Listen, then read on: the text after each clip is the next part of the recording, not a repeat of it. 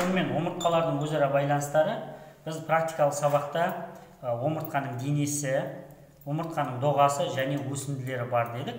Омыртқалар да өзара осы үш бөлім арқылы байланысады. Біріншіден, омыртқа денелерінің байланыстары. Омыртқа денелері өзара дискус интервертебралис, омыртқа аралық дискілер арқылы байланысады. Дискус интервертебралис. Дискілерді қарайтын болсақ, көлденең кесіндісінде олардың жиегінде анулус фиброз сақиналар, ал ортасында іркілдек ядросы көрінеді. Көлденең кесіндіде іркілдек ядро көтеріліп шығып тұрады. Жасы ұлғайған сайын қарт адамдарда осы нуклеус пузбес жойылып, оның дәнекер тін басады, фиброз сақинаға ұласып кетеді. Ал кейбір омыртқалардың арасында осы нуклеус пузбес жойылады, болмайды. Нәтижесінде олар жерлерде саңылаулар қалады. Бұл жағдайда омыртқа денелерінің өзара синтездік байланыстары деп аталады. Егер ылғал препаратта қарайтын болсақ, омыртқа аралық дискілер, дискус интервертебралис былай көрінеді. Міне анулус фиброзтары, міне ортасында нуклеус пульпозус. Екі омыртқаның араларында аралық дискілермен байланысады. Бұдан басқа омыртқа денелері синдесмоздық байланыстармен байланысады. Оның алдынан ұзына бойы созылатын лигаментум лонгитудиналис антериор және денесінің артынан созылатын лигаментум лонгитудиналис постериор. Алдыңғы бойлық байлам жоғарыда шүйде сүйегіндегі туберкулум фарингеум ауыз омыртқаның туберкулум антериорынан басталады да, омыртқаның денесінің алдымен бойлай төмен созылады.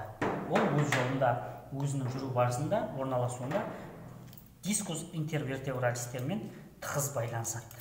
Төменге қарай созылып, сегіз көздің екінші, үшінші сегіз көздің көлденең сызықтарында аяқталады.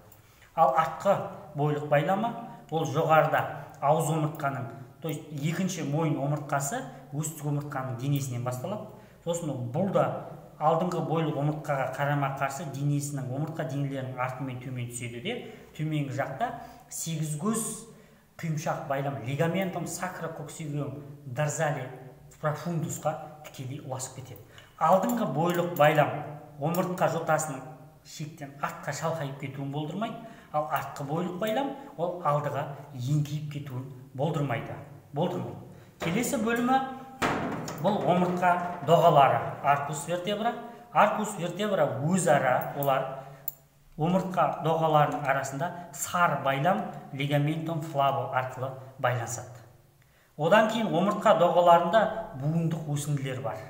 Буындық өсінділер өзара диартроз буын арқылы байланысады. Бұны доғалық буын өсінділі, осы буындары артикуляция зигофофизиалис деп айтады. Буын беттері жоғарғы орналасқан омыртқаның төменгі буын өсіндісінің буын бетімен және төмен орналасқан омыртқаның жоғарғы буындық өсіндісінің буын беттерінің беттесуінен құралады. Буын беттерінде гиалин шеміршек жабады, ал буын қапшығы осы айтылған буын беттерінің жиегіне тартылып орналасқан. Буын шеміршегінің жиегінен өтіп тартылып орналасқан. Қосымша элементтері бұл буында, тікелей бұл буынға қатысты қосымша элементтері жоқ. Бұл омыртқа жотасын байланыстыратын басқа буын байламдарымен бекітіледі. Буын пішін бойынша бұл жалпақ буындар көп білікті буындарға жатады. Бірақ бұлардың қозғалысы үш бүлікте де қозғалады. Бірақ кейбір әдебиеттерде бұны қатаң буындарға, амфиартроздарға жатқызады.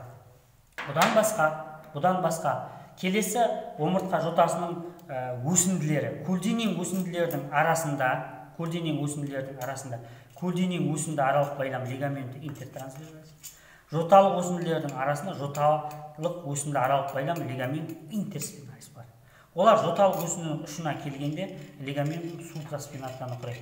Лигаментум супраспината бұл жоғарыға созылып, алшақтайды да протуберанта оксипиталис экстернаға тартылады. Нәтижесінде желке лигаментум нухе түзіледі. Бұны омыртқа жотасының қылқанды өсінділерінің үстінен көруге болады. Лигаментум супраспината. Ал мынау жаңағы айтып өткен буын өсінділерінің арасындағы артикуляция зигофофизиалистер. Бұлай қарауға болады. Әрбір буындық өсінділердің арасында кездеседі.